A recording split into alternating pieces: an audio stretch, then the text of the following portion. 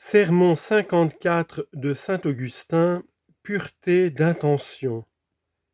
Matthieu chapitre 5 verset 16 et chapitre 6 verset 1.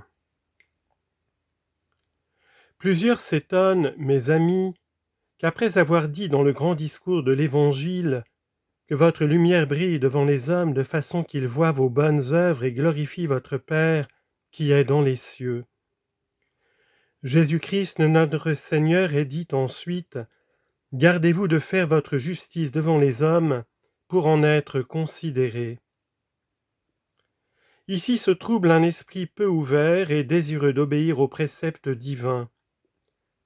Il flotte en sens divers et opposés.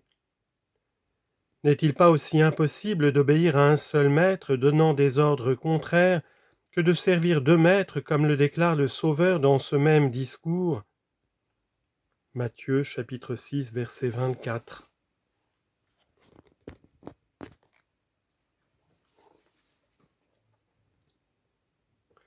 Que fera ici l'âme incertaine, partagée entre ce qu'elle croit l'impossibilité d'obéir et la crainte de n'obéir pas? Si elle fait ses œuvres au grand jour, si elle les fait voir aux hommes pour accomplir ce commandement, que votre lumière brille devant les hommes de façon qu'ils voient vos bonnes œuvres et glorifient votre Père qui est dans les cieux, elle se croit coupable d'avoir violé le précepte suivant. Gardez-vous de faire votre justice devant les hommes pour en être considérés. Si d'autre part, pour échapper à cette faute, elle cache ses vertus, elle croit ne pas obéir à cet ordre, que votre lumière brille devant les hommes, de façon qu'ils voient vos bonnes œuvres. Celui néanmoins qui comprend le sens de ces deux préceptes les accomplit tous deux. Il sert ainsi le Seigneur de l'univers, lequel ne condamnerait point le serviteur paresseux s'il commandait l'impossible. Écoutez Paul, écoutez ce serviteur de Jésus-Christ appelé à l'apostolat et séparé pour l'évangile de Dieu. Il accomplit et enseigne l'un et l'autre commandement. Voyez d'abord comment sa lumière brille devant les hommes, comment il montre à ceux-ci ses bonnes œuvres. Nous nous recommandons nous-mêmes, dit-il, à toute conscience d'homme, devant Dieu. 2 Corinthiens 4, 2.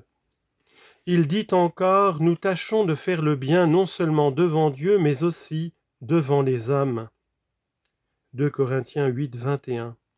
Et ailleurs, plaisez à tous en toutes choses, comme en toutes choses je plais à tous. 1 Corinthiens 10, 33. Voyez d'un autre côté comment il se garde de pratiquer sa justice devant les hommes pour en être considéré. Que chacun, dit-il, éprouve ses œuvres, et alors il trouvera sa gloire en lui-même, et non dans autrui. Galates 6, 4. Il dit encore, car voici en quoi consiste notre gloire, dans le témoignage de notre conscience. 2 Corinthiens 1, 12.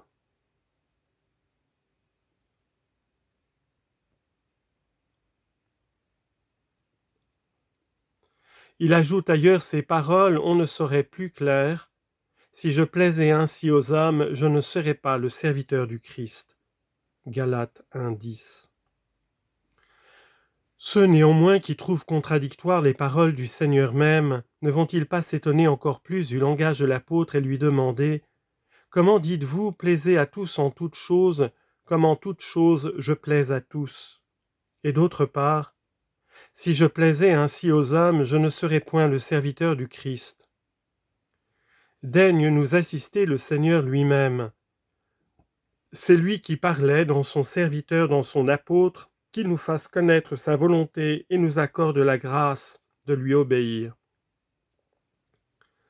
Les paroles mêmes de l'Évangile portent en soi leur explication. Si nous avons faim, elles ne nous ferment pas la bouche, car en cherchant, nous y trouverons la nourriture de notre âme. Il faut donc examiner où se porte l'intention, ce qu'a en vue le cœur de l'homme.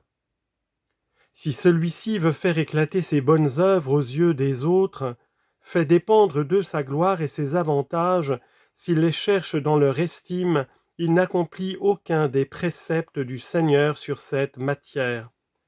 car il veut pratiquer sa justice devant les hommes afin d'en être considéré, et il ne fait pas briller devant eux sa lumière dans le dessein qu'en remarquant ses bonnes œuvres, il glorifie leur Père céleste. C'est soi-même que l'on veut glorifier alors et non pas Dieu. On cherche ses intérêts propres, ce n'est pas à la volonté du Seigneur que l'on s'attache. Tels étaient ceux dont l'apôtre dit « Ils cherchent tous leurs propres avantages et non ceux de Jésus-Christ ». Philippiens 2, 21. Aussi le Sauveur ne termine pas sa phrase à ces mots que votre lumière brille devant les hommes de façon qu'ils voient vos bonnes œuvres. Il ajoute immédiatement pour quel motif on doit agir ainsi, et qu'il glorifie votre Père qui est dans les cieux. Ainsi, en faisant le bien devant les hommes, on doit garder pour sa conscience l'intention de bien faire et rapporter à la gloire de Dieu, à l'utilité du prochain, l'intention d'être connu. Il est bon en effet que le prochain aime Dieu comme l'auteur de nos vertus, et qu'ainsi il ne désespère pas de les obtenir de lui s'il les désire. Pour la même raison, le précepte suivant « Gardez-vous de faire votre justice devant les hommes » ne se termine qu'à ces mots pour en être considéré. Le Sauveur n'ajoute pas ici pour qu'il glorifie votre Père qui est dans les cieux, il dit au contraire « Autrement vous serez sans récompense auprès de votre Père qui est dans les cieux ».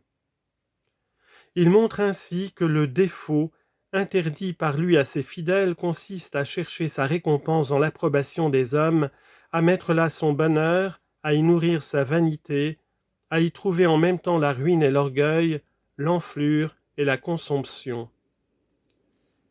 Pourquoi ne s'est-il point contenté de dire « Gardez-vous de faire votre justice devant les hommes » ? Pourquoi a-t-il ajouté « afin d'en être considéré » ? N'est-ce point parce qu'il est des âmes qui, en accomplissant leur justice devant les hommes, ne cherchent pas à s'en faire voir, mais à faire voir leurs bonnes œuvres et à faire bénir le Père céleste, qui daigne accorder ses grâces à des impies justifiés.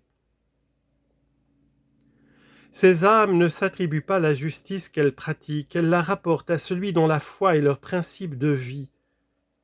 Aussi l'apôtre dit-il, afin de gagner le Christ et d'être trouvé en lui, possédant non pas ma propre justice qui vient de la loi, mais celle qui vient par la foi dans le Christ, celle qui vient de Dieu, la justice par la foi. Philippiens 3, 8-9. Et ailleurs, afin qu'en lui nous devenions la justice de Dieu. 2 Corinthiens 5, 21.